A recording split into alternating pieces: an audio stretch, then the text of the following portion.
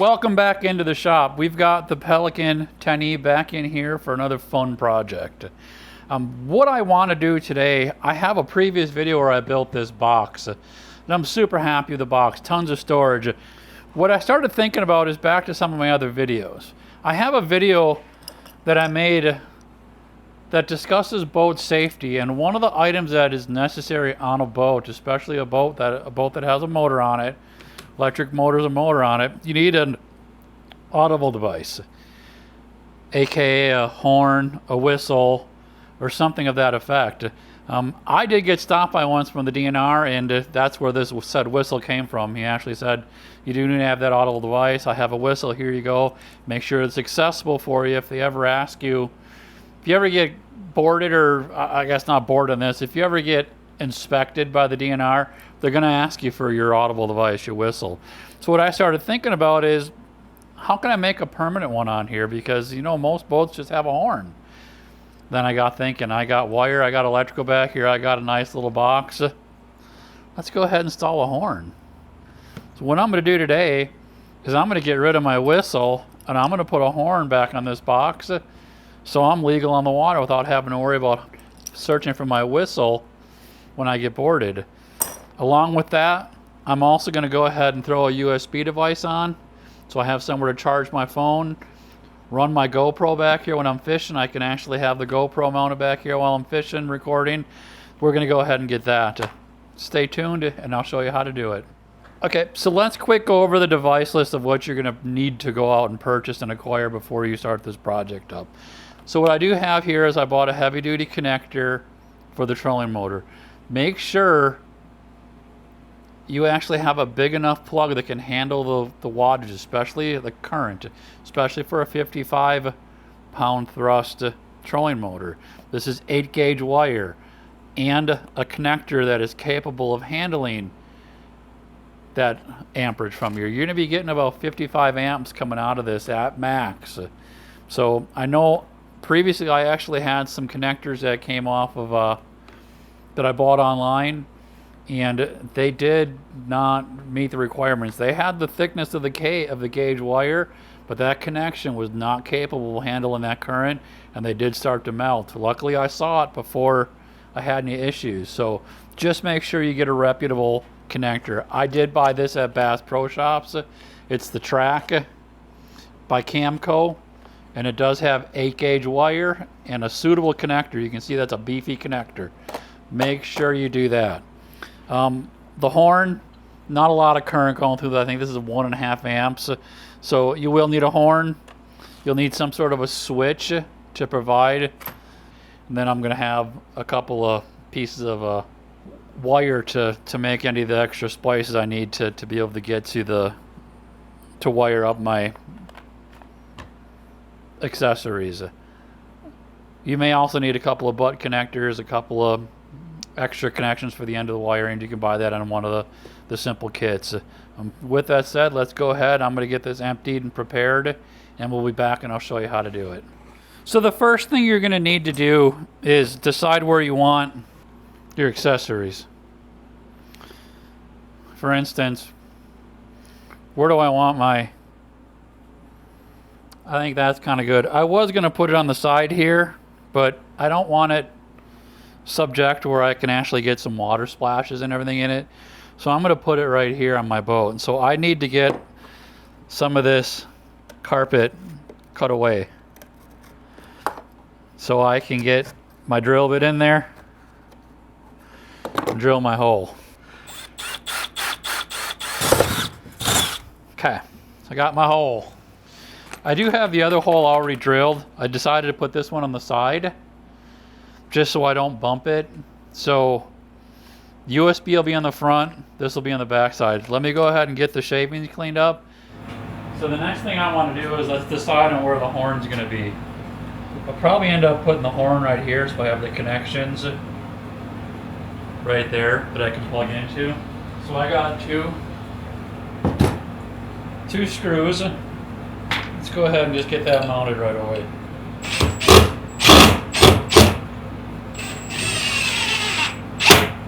There's my horn. Alright, for the front USB switch, It's got the plate on it. So I drilled the hole through it, put it on the back. There's a nut that goes to the back of it. And then from there, there's a couple of screws you can put in the front of it. We'll go ahead and put those in right away.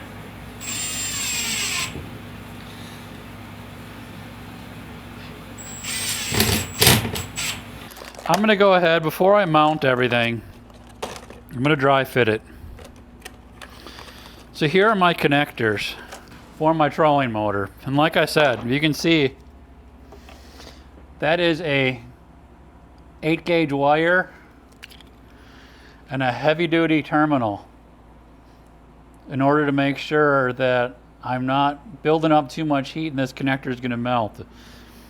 Keep that in mind. So it also comes with a little pass-through in case I wanted to mount it on the box and actually have a pass-through. The connector, one of these connectors would snap into there, and then you can just snap it in and out. I'm just going to do the same thing. I'm going to come underneath the box like I did before. So I'm not going to use this. There's also a clip that you can use to mount it, to hold it up. Again, I'm not going to use it because it'll be inside this box. What I am going to do is splice this end to that end, so I actually have my connector ends done. Ooh, took the whole boat. So there's one. Get the other one, get nice and twisted. Gonna get my cutters on, my crimpers on. Whew. That's a tight connection now there. With that said, those are waterproof. Make sure you have your melting device. One connector done. See there, we got a nice solid connection. That I trust a lot more than the last one that I had. So this is the side that's coming from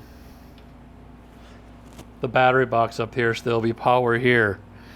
I need to tap off of that power. So I need to tap off so I can have power to run to my accessories for my horn and my USB switch.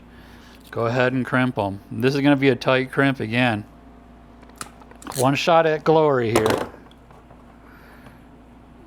Good, nice, solid connection there. We're going to do the same thing with the ground side. I want to tap off and have a ground. All right, so I got my other wire actually crimped on. And I got my two pigtails coming off of it. So here's going to be the pigtail for my power. That's going to supply both the horn and the switch. And I got my ground on there. I've gone ahead right away and put the other end of the ground on there because I'm going to need another splice coming off of that. So I added that right away onto there. So that's basically the jumper harness for your ground and your power. We've got the box mounted for the USB. So that's going to be on the front of it. I'm going to put the horn on the side of it right here. And what the horn is adjustable for the depth. So I got a washer. There's a nut on the back side here that you can make an adjustment. I need it as the full length. And then I have another wash on the outside and then a decorative nut. So all that is that comes through the hole. Then my washer goes on the other side. Then this decorative nut.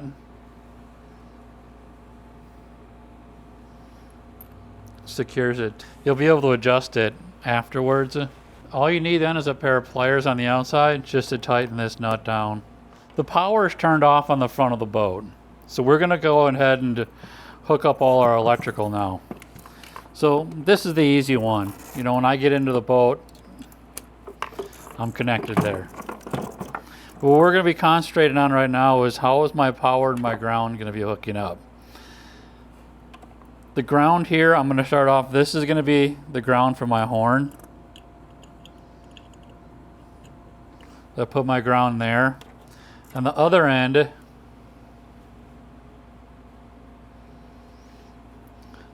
that I tapped off is going to be the ground for my USB. So I'm going to go ahead and put that on right now. So now I've got my grounds for my two components here. So now I got to worry about the power that I spliced. Now, the power is a kind of a different animal here because it's got to go to the switch first, and then from the other switch, it's got to go down to the horn. Okay, so you're going to need 2 more pieces of wire made up. One that's going to go to the horn, and one that's going to go to the USB switch. The horn is going to have to be switched, which is why we've got this in here.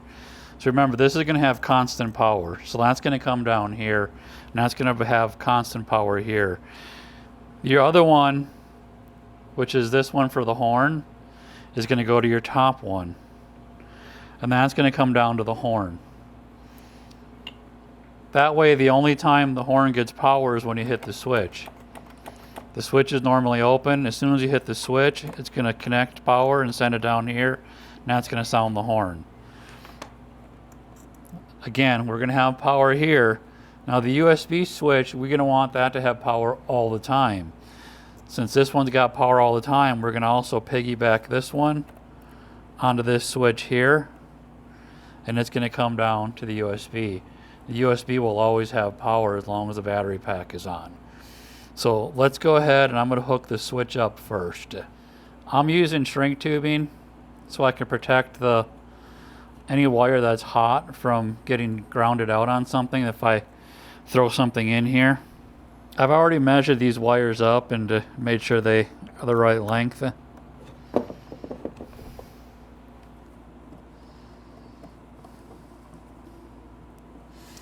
So that's that side. I can go ahead, get my shrink tubing up as far as I can get it, and connect my USB. So I'm connected for the USB. So this side, I'm going to go ahead and connect for the horn. I'm going to shrink wrap this side too, but I can put that on afterwards. So I got that on. Let's add my shrink tube to that. And this one actually is going to come down here and connect to my horn. So now I'm going to go ahead and melt my shrink tubing. I'm already preheated on here. We are all hooked up. Wires are melted and they're cooled down. Those get really hot, so just keep that in mind when you're doing this, because that does get super, super, super hot. So what we have here, we'll kind of go over it again real quick, is I've got my power and my ground coming right from the front of the boat. That's power is here, ground is here. So I just tapped off of these 2 wires here. So my power comes up to the switch here. When I push the button on, it's going to allow the power to come down to my horn and honk my horn. The ground's attached to it from here. Same thing on this side. I got my ground attached. It kind of piggybacks off of this one. My power's coming in here. It's coming off that same post, so it comes right down here. This is constant power. This is switched power. I am going to take my switch, spin it down a little bit, and tighten it a little bit, because I'd rather have those wires on the downside than on the upside, just in case something gets thrown into the boat here. It's not directly on those pins. So with that, let's go ahead and try the horn out and the USB and see if it works. Here's the moment of truth. Horn works, and USB is lit up, which means that there's power to the USB, so we have a good connection here. Everything should be working fine. Okay, one thing I do want to point out is the horn is bi-directional. What I mean by that is it doesn't care which side is power and ground. So you see I got the ground on top. Let's switch them around. Now I've got the ground on the bottom. Doesn't care. So keep that in mind, that you don't have to worry about that. The USB switch, on the other hand, is directional. The power has to be on this one. It's the left side. There is a specific power side and a specific ground side. If you see right now, I'm actually lit up and I'm working. I got my power on the right, power on the left, ground on the right. If I were to switch these around, and remember these are live, so don't touch anything while you're doing this. If you see, the light's no longer on, there's no power to it. So you do need to know which side is the power, which side is the ground. It's very easy fix if you do mess it up. So just keep that in mind, that you got to have them in the right proper spot. The other thing I'll point out again is, if you notice all my powers, I do have them covered with some sort of a protective shield on them, because I do have my net. So if I'm throwing my net in here, I don't want that to be able to short out across these two poles and cause any sparking. You can keep your grounds open, because you can short ground to ground, whatever, it doesn't matter, but the powers, make sure they're protected. So let's go ahead, and I'm going to get some zip ties and clean it up in here, and we'll wrap it up. So I'm going to go ahead and try to clean up a little bit of these wires. I'm going to take this wire jumble right here. And I love, if you watch any of my videos, man, I love zip ties. You can fix the world with zip ties. I'm going to zip tie these together there. And I'm going to do them here, because it just seems to me, I don't know, a natural tie point for them. And actually I'm going to pull these in along with it.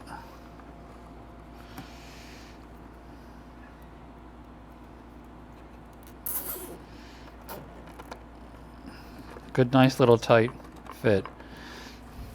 I'm going to do one more wrap. I'm going to pull it in right about here.